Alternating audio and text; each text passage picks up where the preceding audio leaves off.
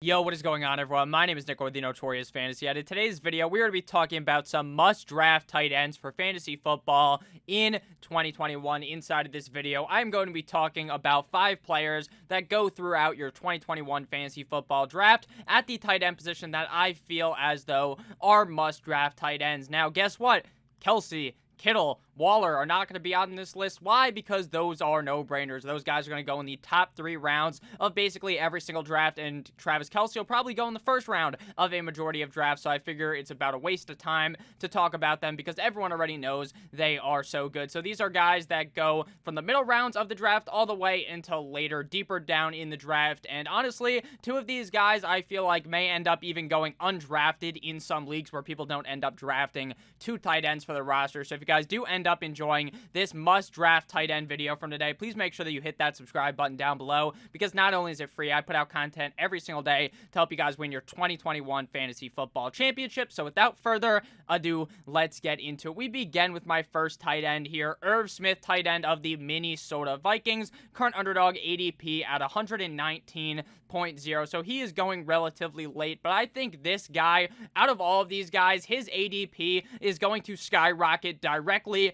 to the moon. He is going to be a guy that is easily a 7th-ish round pick by the time you guys are drafting in August or early September, because the hype train is unreal for Irv Smith. After Kyle Rudolph, the red-nosed reindeer, ended up leaving the Minnesota Vikings for the New York Football Giants, it seems like the door is wide open for Irv Smith. Now I'm going to talk about real quick his finish on the season, but more importantly, I want to talk about his game splits for when it was just him in the game versus when him and Kyle Rudolph were in the game at the exact same time. So last year, Mr. Irv Smith played in 13 games last season, finishing as tight end 22 in PPR, 22.5 PPR, and tight end number 21 in standard. Now, unlike at running back and at wide receiver, if you're just a top 20 tight end, you basically do ugats. You do fucking nothing for your team, because you really need to have like a top 10, top 5 guy to be seeing some serious numbers at the tight end position, unlike at the wide receiver position. He averaged 7.6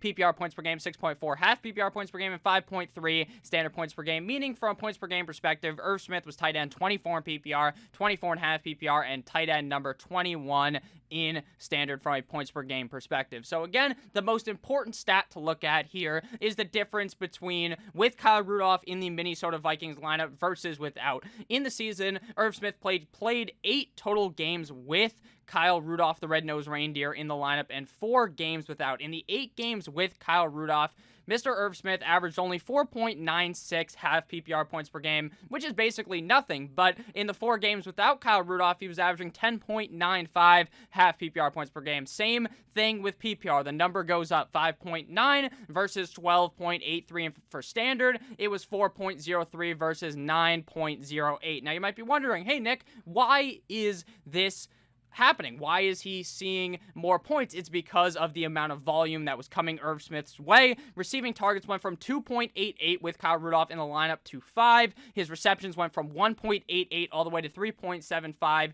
His touchdowns went up from 0.25 per game to 0.75, and his yards went up and basically doubled, 22.75 versus 45.75 per game. So it's very clear that when Kyle Rudolph was not in the games, that Irv Smith was a very talented tight end, and obviously an NFL caliber tight end. A couple of years ago, he was drafted in the 2nd round to the Minnesota Vikings, and he is still very young. He is only 22.7 years old via Player Profiler, which isn't all that old considering he's played a couple of seasons in the NFL. He is 6'2", 242 pounds via playerprofiler.com. So Irv Smith is clearly a guy who is just going to be seeing a decent amount of targets in 2021. I know some people are a bit worried about the Minnesota Vikings. Oh, they have Justin Jefferson. They have Adam Thielen. They don't really need Irv Smith to be all that involved. But if you look at the stats last year, it was clear that even when Jefferson's eating, even with Adam Thielen playing quite well, even with Dalvin Cook munching up yards through the rushing game, through these dump-offs, it doesn't matter. Irv Smith is still going to be productive, and he does have the skill level of an elite tight end in the NFL. Personally, I believe this guy is going to be scoring tons of touchdowns in 2021, and I think that people are going to be very mad that they missed out on Irv Smith. His stats from last year, again, not very high. He had 43 targets last year for a grand total of 30 receptions, 365 receiving yards,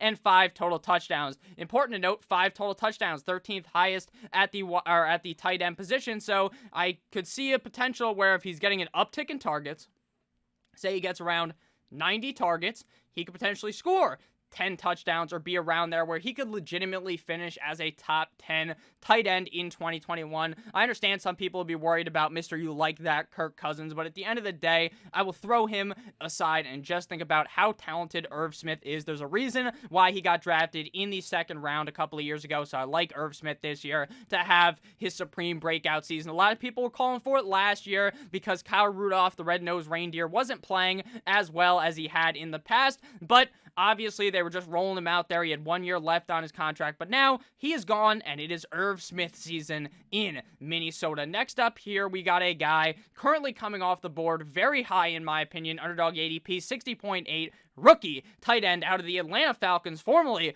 of the Florida Gators. Kyle Pitts, tight end now of the Atlanta Falcons, 6'6", 245, a brick shit house of a human, 4.44 40.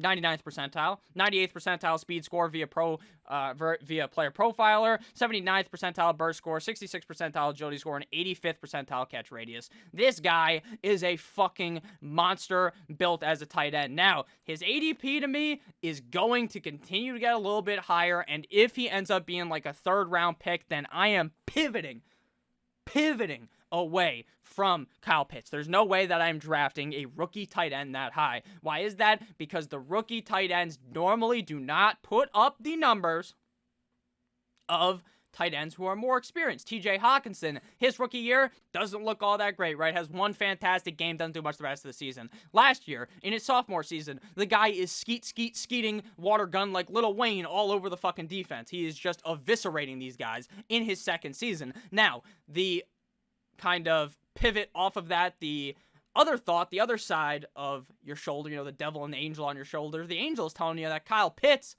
is the best tight end to ever come out of college prospect-wise. This guy is Calvin Johnson at the tight end position. He's an offensive weapon. He's this. He is that. And I completely agree with you. And that's why, in my opinion, he's a must-draft guy based upon current ADP. But if his ADP, if he becomes like a third-round pick, there's no way in fuck I am risking my third-round pick on a guy like Kyle Pitts, frankly. I just cannot see myself doing it. Let me know down below what you guys think about Kyle Pitts. Do you think 60 is even a little bit too high for a tight end of Kyle Pitts' caliber? He really hasn't had humongous number seasons in college, but you just have to frankly watch the tape. Put the tape on, you can see that this guy is just a big man up against the little boys. He makes these college defenders in the SEC, you know, the best conference in fucking college football, the most skilled conference. You know, some people like the Big Ten, other conferences better, but again, most skilled in my opinion.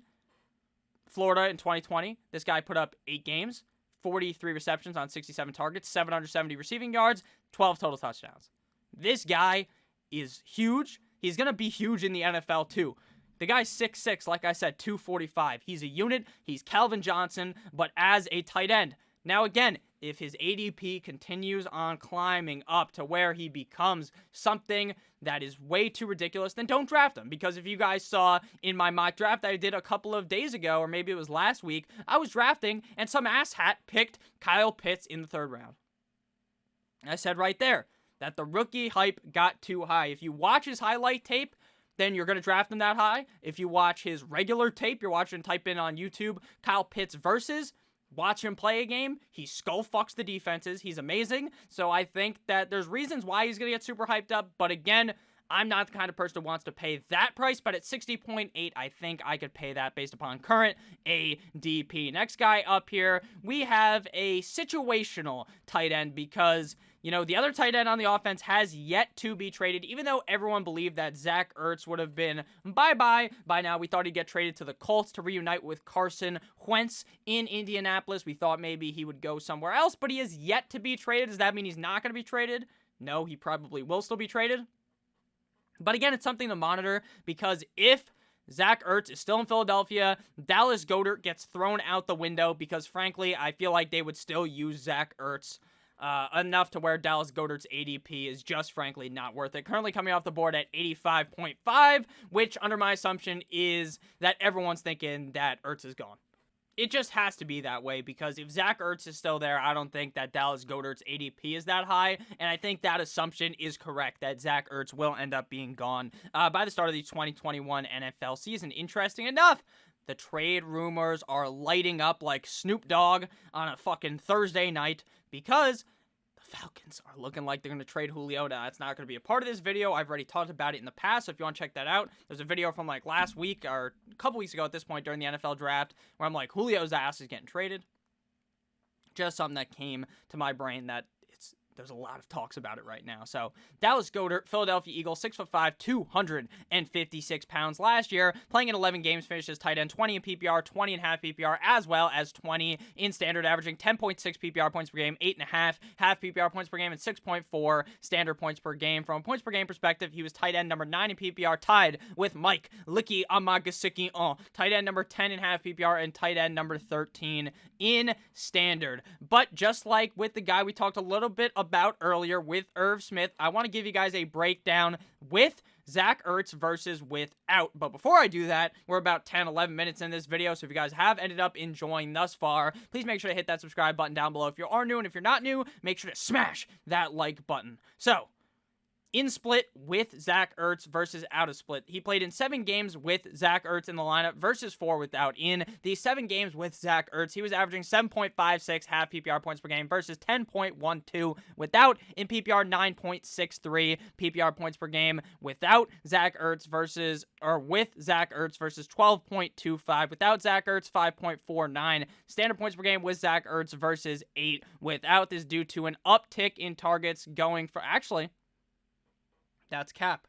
That's cap. There wasn't even an uptick in targets. He went down in targets. 6 per game with Ertz in the lineup versus 5.75 without. The touchdowns did go up, though. 0.14 with Ertz in the lineup versus 0.5 without. The receptions also did indeed go up. 4.14 with Zach Ertz versus 4.25 without. So even with a slight downtick in targets, he was still able to put up more touchdowns as well as more yards on a per-game basis without Zach Ertz. Now, do I think that Dallas Goedert could be a usable tight end if Zach Ertz stays? Yes, but not at the value that he is currently going at. Last year, Mr. Dallas Goedert finished with 65 targets, 4 off of being very nice with 69, 17th highest at the tight end position for a grand total of 46 receptions, 524 receiving yards, and 3 total tugs, 23rd at the tight end position. So I think that Dallas Goedert could step up even further in 2021 given a much higher sample size or target share in that offense. Now, am I a little bit worried about Hurts with him? No, not really.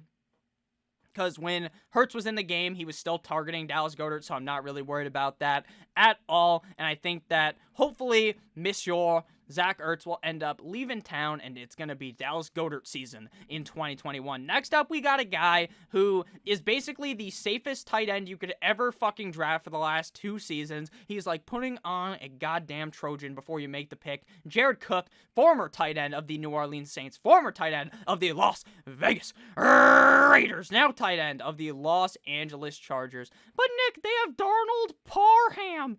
Nick, they have other tight ends. Why are you not worried? Come on. You worried about Donald Parham? Come on now. Underdog ADP 168.8. Los Angeles Chargers 6'8" or 6'5", 248 pounds. Now, Jared Cook's getting older. He's 34 years old. But at the end of the day, he's still good. He's still reliable. He's all reliable week in and week out. Last year in 15 games as a New Orleans Saint finishes tight end, 18 in PPR, 17 half PPR, and 12 in standard, averaging 8.5 PPR points per game, 7.3 half PPR points per game, and 6 standard points per game. Meaning, from a points per game perspective, he was tight end 22 in PPR, tied with Tyler Higbee, tight end number 19 half PPR, and tight end number 15 in standard, acquiring 60 targets for 37 receptions, 504 receiving yards, and 7 total touchdowns on the season. Now, I do believe that this LA Chargers offense is going to be high powered. I believe they're going to be marching their way up the field and running trains on the defense. I think that Jared Cook is going to be a safe option in the red zone for Mr. Justin Herbert, the pervert. Now, obviously, him and Hunter Henry weren't necessarily the greatest combo. The best combo ever is Phil Rivers to fucking Hunter Henry, because that man loves tight ends. That's why he has 11 kids. All right, so Jared Cook, again, in a very solid offense without that dumb fuck head coach in Anthony Lynn. I think that Jared Cook is a relatively safe guy. Is his upside kind of limited? Probably, but I do think he has the potential to finish as a top 10 guy on the year, and he is going much further back than a top 10 guy. 168, he's basically going undrafted in a majority of leagues. Final player here, also being drafted super late, Mr. Adam Troutman, last year a rookie out of Dayton, 24 and a half years old, now of the New Orleans Saints, current underdog ADP 152.1. Now, Adam Troutman's stats last year were dog water. In 15 games, finishes tight end 57 in PPR, 57.5 PPR, and 59 in standard, averaging 2.5 PPR points per game, 2.5 PPR points per game, 1.5 standard points per game. Meaning from a points per game perspective, he was tight end 62 in PPR, 63.5 PPR, and tight end 69 in standard. Very nice. I like. So, Troutman sucked last year, basically. But you want to know why? It's because the guy we just talked about, Jared Cook, was ahead of him in the starting lineup. So obviously Troutman's not going to get that much work. But now Troutman, Mr. Adam Troutman, is the head honcho in this tight end group. And I believe we are going to potentially see some big things out of Adam Troutman. Now, the biggest worry for me is that in the past, Jameis is not necessarily a guy that loves to throw to the tight end. So that's a little worrisome. A little bit. Just a little bit. But Jameis now has better vision. He got that LASIK surgery. He's fucking 20/20 Jameis. 20/20 vision, I believe, is the perfect mark. 30-30, 30 touchdowns, 30 interceptions last time the guy graced the field. But I think that the upside of Troutman basically going undrafted and being a very solid athlete out of Dayton, being a guy that is going to be on the field for blocking downs as well. I believe he scored 1 touchdown last year, and it was on the mic'd up. You guys should go watch it. I don't even know what week it was. I'll pull it up right now because it was literally hilarious. Game log. He scored his touchdown in week number 9 against the Bucs. So find that. They put, instead of the picture of Adam Troutman, he kind of looks like Jared Goff. I'm pretty sure they put Jared Goff on the screen after he scored. It was hilarious. Adam Troutman's like, what the fuck? That wasn't even me. It was pretty funny. But again, getting back from the semantics, I think that Adam Troutman is in a very solid offense. I think that this offense may be even better without Drew Brees. Now I know, oh, Nick, that's fucking crazy. Oh boy, Mickey Mouse. Yeah, they're like, oh, Nick, that's crazy. Why do you think... Why do you think I sound like a fucking Italian? Yeah, but like, why do I think that the offense will be better? It's because Breeze was limited in his final season. He was no longer fucking... He was never really gunslinger Drew Brees, where he's like throwing dimes down the field, right? But he could. He could. Last year, he was not doing that. He could not throw over 20 yards.